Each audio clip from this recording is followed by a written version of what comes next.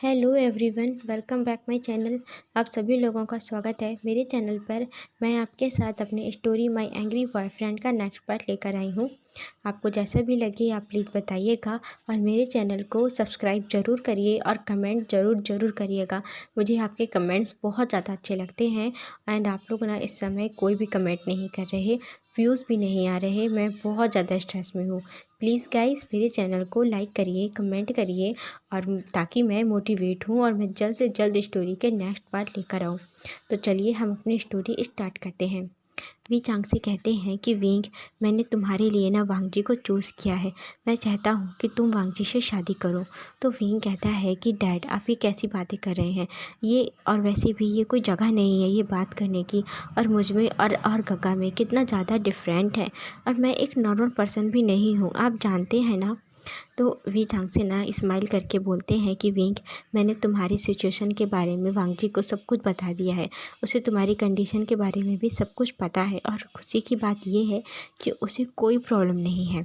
तो विंग कहता है कि बट डैड, ये बोल कर ना उसने अपनी थोड़ी नज़रें नीचे झुकाई और जो उसने अपने पल के नीचे झुकाई और उसे ना याद आया कि अभी जब वो वांगजी के घर पे था तो वांगजी उसे किस तरह उसने किस किया और उसे वांगजी ने उसे प्रपोज किया था।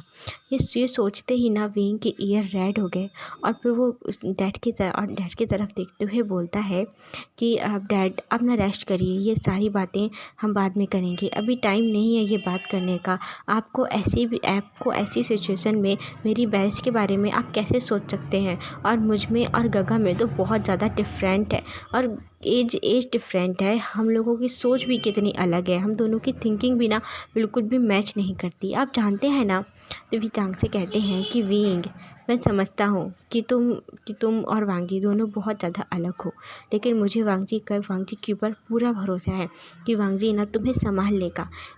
इस पूरे वर्ल्ड में मुझे लगता है कि सिर्फ एक वांगजी ही है जो तुम्हारी बहुत अच्छे से केयर करेगा और तुम्हारा ख्याल रखेगा।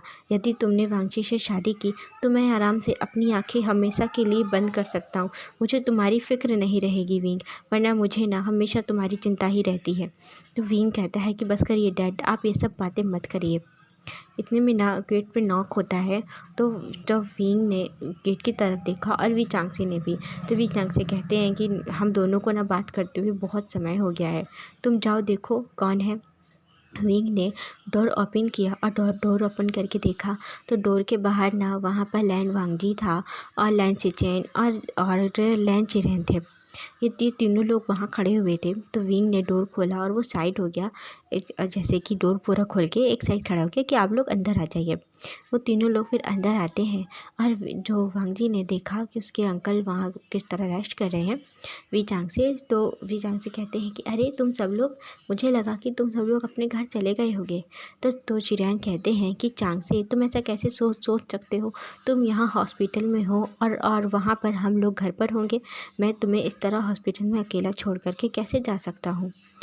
तो वांगजी कहता है कि अब आप दोनों ज़्यादा बातें मत करिए और अंकल, आपने वैसे भी मुझे लगता है कि बहुत ज़्यादा बातें की हैं। आई होप कि अब आप दोनों के बीच में सब कुछ ठीक हो गया हो। तो जो वी चांगसे हैं वो स्माइल करते हैं और कहते हैं वांगजी तुम मेरे पास आओ। तो वांगजी उनके पास गया, उनके पास बेड में बैठा और उनका विंग, तुम भी मेरे पास आओ। तो विंग कहता है डैड क्या बात है। तो कहते आओ ना विंग, तुम इधर आओ। उन्होंने विंग को बुलाया अपने पास में और विंग का हाथ और वांगजी के हाथ में विंग का हाथ रखा और कहते हैं कि वांगजी, तुम मेरे बेटे विंग का हमेशा ख्याल रखना। आज से मैं अपने बेटे विंग की जिम्मेदारी तुम्हारे हाथों में देता हूँ, तुम ख्याल रखोगे ना। तो वांगजी तो स्पीचलेस हो गया, वो अंकल की तरफ बस देखता ही रहा एक ना खुले मुंह के साथ में। और विंग भी बिल्कुल शॉक होकर के अपने डैड की तरफ देख रहा था। दोनों एक साथ बोलते हैं व्हाट। तो वी चांग से कहते हैं क्या हुआ, तुम दोनों इतना शॉक क्यों हो गए, मैंने क्या गलत कहा। वांगजी, तुम्हें क्या विंग पसंद नहीं, तुमने तो पहले कहा था ना कि तुम्हें विंग बहुत पसंद है। तो वांगजी कहता है कि अंकल, मैंने आपसे कहा था ना कि आप मुझे थोड़ा समय दीजिए और विंग को भी, मुझे नहीं लगता कि विंग मुझे पसंद करता होगा। तो विंग ने तुरंत वांगजी के हाथ से अपना हाथ पीछे लिया और बोलता है कि डैड, अभी आप ना अपने बारे में सोचिए, आपको अपने ऑपरेशन के बारे में थिंक करना चाहिए। आप जब ठीक हो जाएंगे हम इसके बाद इस बारे में बात करेंगे। तो वी चांग कहते हैं कि नहीं विंग, वो बहुत ज़्यादा इमोशनल थे और वो बोलते हैं कि विंग, मुझे अपनी लाइफ का अब कोई भरोसा नहीं, मेरी जो कंडीशन है बहुत ही ज़्यादा क्रिटिकल है, ये मैं जानता हूँ। आप लोग मुझे नहीं बता रहे तो कोई बात नहीं, पर मैं समझता हूँ कि जो ये किडनी ट्रांसप्लांट का जो ऑपरेशन है ये इजी नहीं होगा और बहुत कम लोग हैं जो इसमें बचते हैं। और मैं जाने से पहले ना विंग, मैं तुम्हें अकेला छोड़ कर के नहीं जाना चाहता। ये दुनिया बहुत बड़ी है और तुम ना अभी बहुत छोटे हो, तुमने अभी कुछ भी नहीं देखा और मैं तुम्हारा हाथ, तुम्हारी जिम्मेदारी और तुम्हारे साथ किसी एक ऐसे पर्सन को छोड़ कर जाना चाहता हूँ जो तुम्हारा ख्याल ना बिल्कुल मेरी तरह रखे, जैसे मैं तुम्हारा ख्याल रखता हूँ, तुम्हारी केयर करता हूँ। तुम मुझसे कितने भी नाराज़ हो लेकिन मैं तुमसे कभी नाराज़ नहीं हो सकता। तुम मुझसे बात करो या ना करो लेकिन मैं तुमसे बिना बात किए नहीं रह सकता। तुम मुझसे मिलना चाहो या ना मिलना चाहो लेकिन मैं तुमसे हमेशा मिलना चाहता हूँ। तुम्हारी गलतियों को मैं हमेशा माफ़ करता हूँ। तुम्हारी ज़रूरतों को तुमसे पहले मैं समझता हूँ और तुम्हारे बिना कहे मैं उन्हें पूरा करता हूँ। तुमसे मैं इतना प्यार करता हूँ जितना जितना शायद कोई ना करता हो। मेरे लिए सबसे ज़्यादा इम्पोर्टेंट तुम हो। जिस तरह तुम मेरे लिए हो इसी तरह ना ऐसा कोई पर्सन हो जो बिल्कुल मेरी तरह तुम्हारे साथ रहे, तुमसे प्यार करे, तुम्हारी केयर करे, तुम्हारे कहने से पहले तुम्हारी ज़रूरतों को पूरा करे। तुम उससे कितना भी नाराज़ हो लेकिन वो तुमसे नाराज़ ना हो, कभी भी ना हो। तुम उससे बात करो या ना करो लेकिन वो तुमसे बात किए बिना बिल्कुल भी ना रह पाए, बिल्कुल मेरी ही तरह। ये सारे गुण ना वांगजी में है वीक। मैंने वांगजी को बहुत अच्छे से पहचानता हूँ, बचपन से मैं उसे जानता हूँ और शायद तुम भी जानते हो। इससे बेहतर पर्सन और कोई नहीं हो सकता तुम्हारे लिए। मैं वांगजी के हाथ में तुम्हारा हाथ खुशी खुशी दे सकता हूँ क्योंकि मुझे वांगजी पर पूरा भरोसा है। उन्होंने वांगजी की तरफ देखा वी चांगसे ने और वांगजी की तरफ देखकर अपनी पलके झपकाते हुए बोलते हैं कि वांगजी, क्या मैं सच कह रहा हूँ? क्या ये सारी बातें बिल्कुल सही हैं? मैं तुम पर पूरा भरोसा कर सकता हूँ ना? तो वो वांगजी ना इतना ज़्यादा इमोशनल हो गया, उसका हार्ट वार्मथ से ना भर गया था, इतना ज़्यादा कि अंकल उस पर कितना ज़्यादा बिलीव करते हैं, कितना भरोसा करते हैं। ये सब सुनकर ना वांगजी बहुत ज़्यादा इमोशनल था। वांगजी ने अपना दूसरा हाथ अपने अंकल के हाथ के ऊपर रखा और बोलता है कि अंकल, आई प्रॉमिस, मैं विंग का साथ कभी नहीं छोड़ूंगा। मैं विंग से बहुत प्यार करता हूँ, बहुत ज़्यादा। और आपने अभी जो कुछ कहा ना, ये सारी बातें बिल्कुल सही हैं। विंग मुझसे कितना भी नाराज़ हो पर मैं विंग से कभी नाराज़ नहीं हो सकता। मैं नाराज़गी दिखा सकता हूँ पर मैं उससे दिल से कभी नाराज़ नहीं हो सकता अंकल, कभी भी नहीं। आप मुझ पर पूरा बिलीव कर सकते हैं। आपने जो कुछ कहा ये सब कुछ सच है।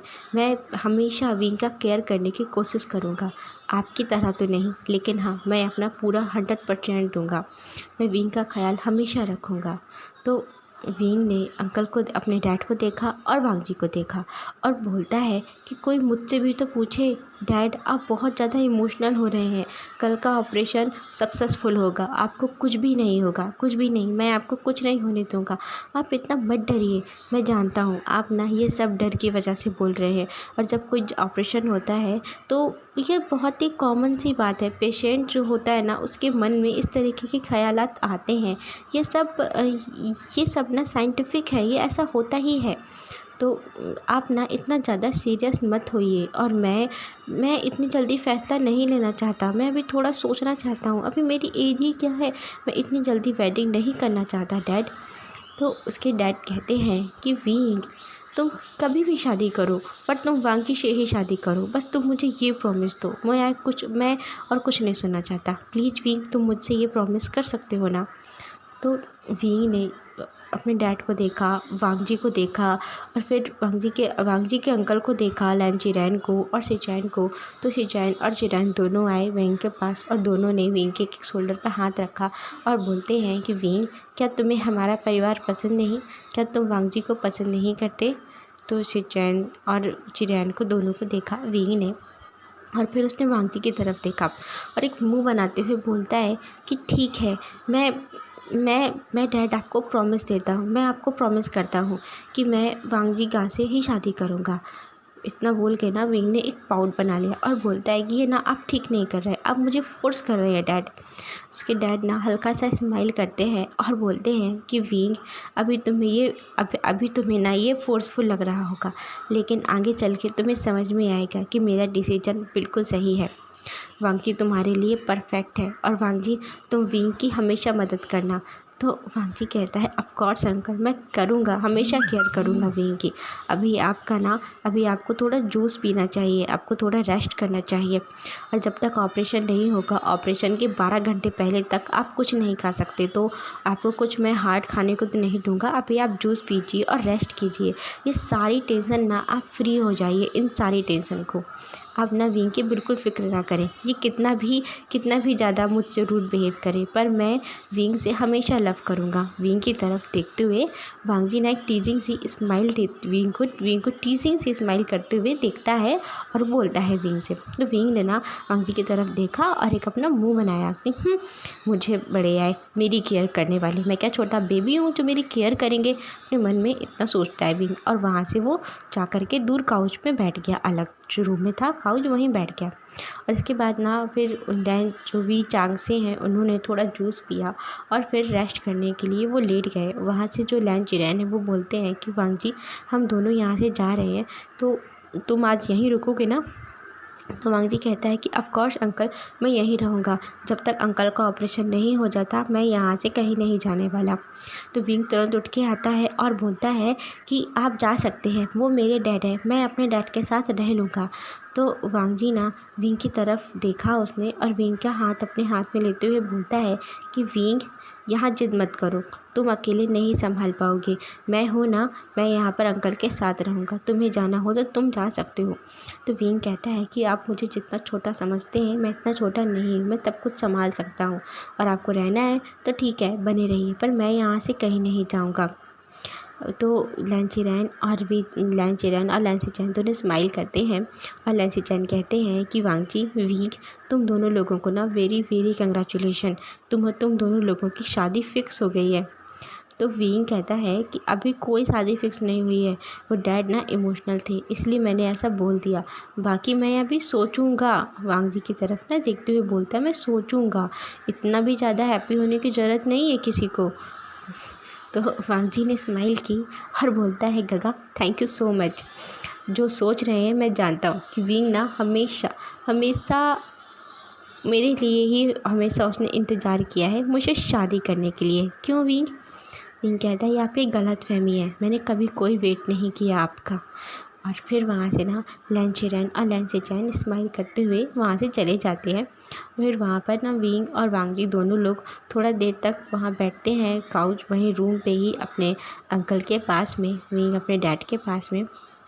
और वांग जी ना विंग से कहता है कि विंग तुम अब खुश हो ना, तुम्हारे मन में अब किसी भी तरह की कोई गलतफहमी तो नहीं है ना अपने डैड के लिए। तो विंग ने वांग जी की तरफ देखा और थोड़ा सीरियस होते हुए बोलता है धीरे से, ताकि उसके डैड को सुनाई ना दे क्योंकि उनके डैड सो रहे थे। तो विंग ना और थोड़ा खिसक के वांग जी के पास आता है और बोलता है कि हाँ अब ना किसी भी तरह की कोई भी मिसअंडरस्टैंडिंग नहीं है।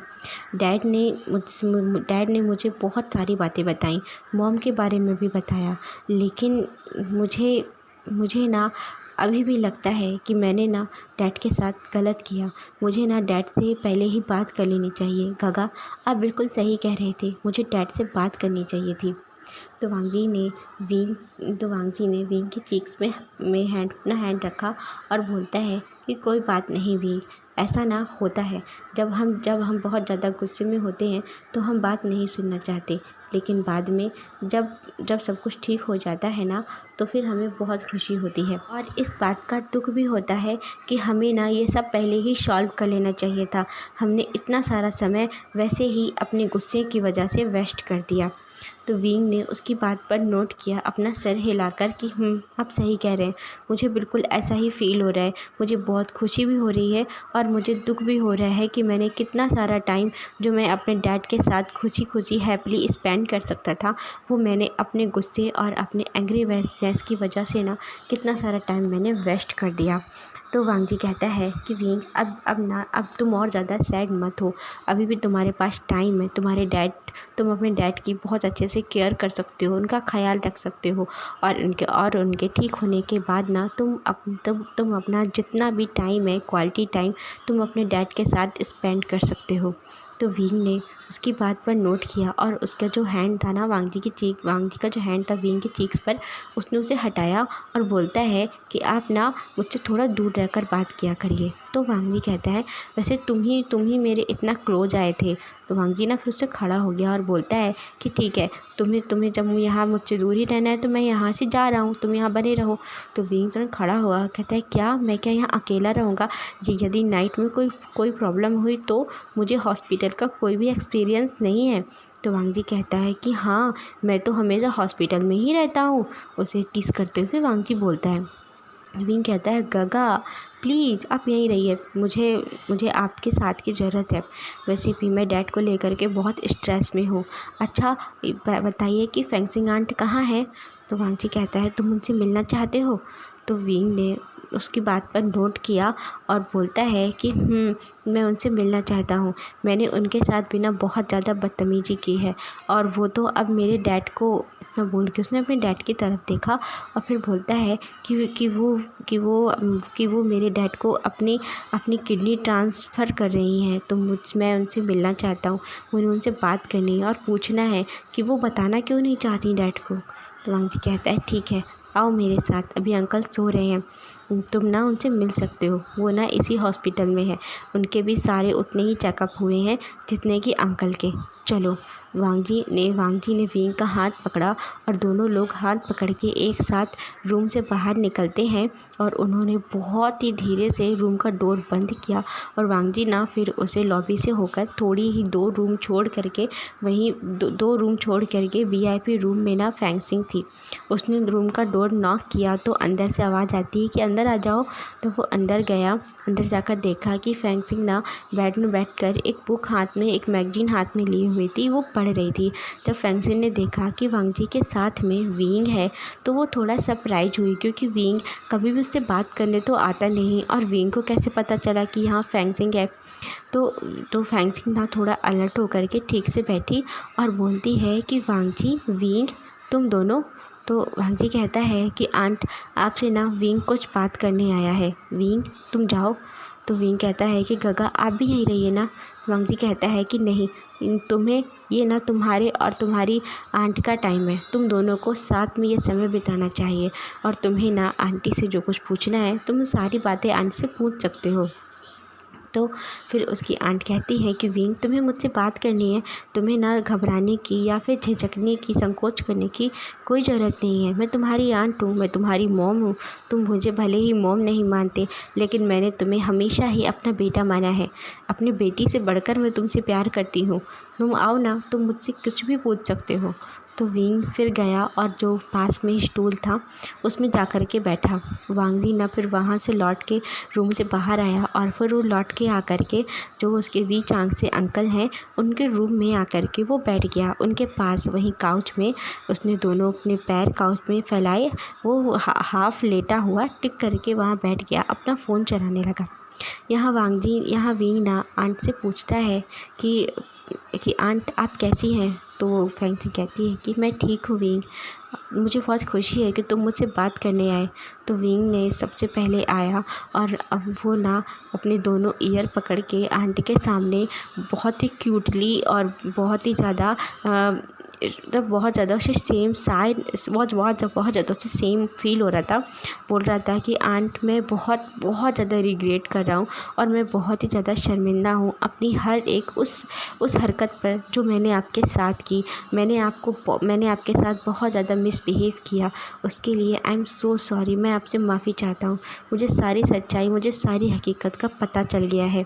तो जो फैंसिंग है वो उठी और उसने विंग के हाथों को उसके ईयर से हटाया और बोलती है कि नहीं विंग, तुम्हें मुझसे माफ़ी मांगने की कोई ज़रूरत नहीं, तुम अपनी जगह बिल्कुल सही थे।